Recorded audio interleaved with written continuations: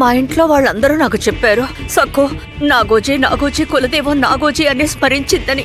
కానీ నాకు మాత్రం పాండురంగానే వినిపించింది.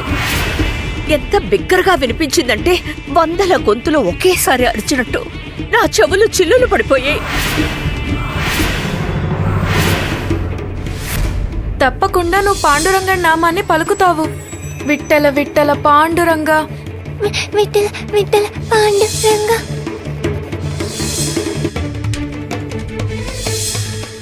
సకుని నేను తక్కువ అంచనా వేశాను. ఏకు మేకై కూర్చుంది. దాన్ని ఎలా కట్టడి చేయాలో తెలియట్లేదు.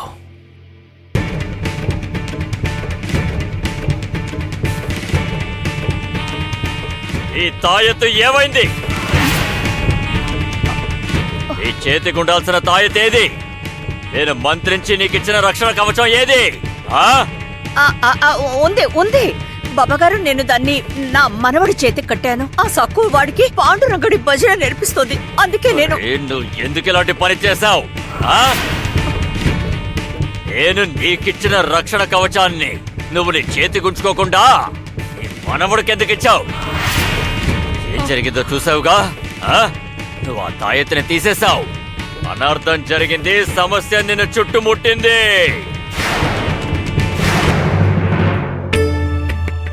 నేనేం తప్పు చేశాను పాండురంగ? నేను అత్తయ్య గారు చెప్పినట్టు నాగోజీ బాబా స్మరణే చేశాను. కానీ మనసులో నిన్నే తలుచుకున్నాను. ఒకవేళ నా మనసులో ఉన్నది ఆవిడకి వినిపించుంటుందా? పెళ్ళైనప్పటి నుంచి రోజు తిట్లు తింటున్నాను. మా అమ్మ నన్ను తిట్టని రోజంటూ లేదు. దీనంతటికి కారణం నువ్వు.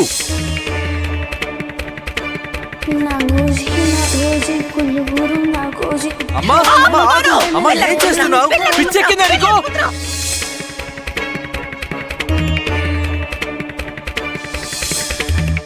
నువ్వు ఇంకెప్పుడు నా కళ్ళ ముందుకి రాకు సకు.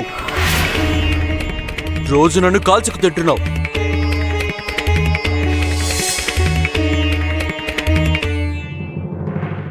అరే, నువ్వు ఎందుకు ఆ తాయెత్తుని తీసేసావు మనోరమా? నువ్వు ఆ కవచాన్ని తీసిన మరుక్షణం సకు ఇంకా దాని పాండురంగడు ఇష్టం వచ్చినట్టు నీతో ఆడుకున్నారు. ఆ పాండురంగడు నడుం మీద చేతులు పెట్టుకుని ఒకే చోట నుంచున్నాడు. ఏవి చేయడానుకోకో, అద్భుతాలు చేస్తాడు. కపటమైన వాడు. ఇప్పుడు ఏం చేయాలో నాకేం అర్థం కావడం లేదు బాబాగారు. నేను మిమ్మల్ని నమ్ముకున్నాను. మీరే దారి కాస్తాగు. ఆగు, నన్ను ఆలోచించుకోనివ్వు. నన్ను ఆలోచించుకోనివ్వు. అటు తప్పుకో మనోరమా.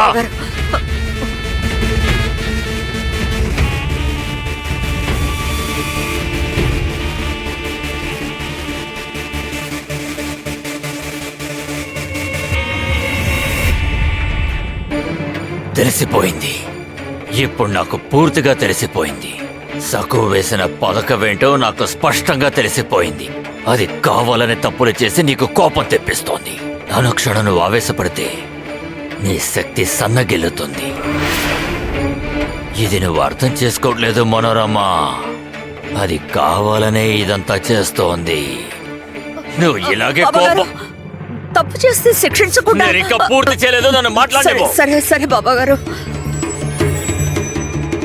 ఇలా చూడు, ఏ సకు ఏం చేయాలనుకుంటుందో చెయ్యి నువ్వు. అది చిన్న చిన్న తప్పులు చేస్తే నువ్వు కోపగించుకోకు. అది నిన్ను చూసి ఆశ్చర్యపోతుంది. నీకు కోపం వస్తుంది. వచ్చినప్పుడు నన్ను తలుచుకో. మనసుని శాంతంగా ఉంచుకో. నువ్వు అనవసరంగా ఆలోచిస్తే నీ బుర్ర వేడెక్కుతుంది. అది నీకు మంచిది కాదు. అర్థమైంది బాబాగారు.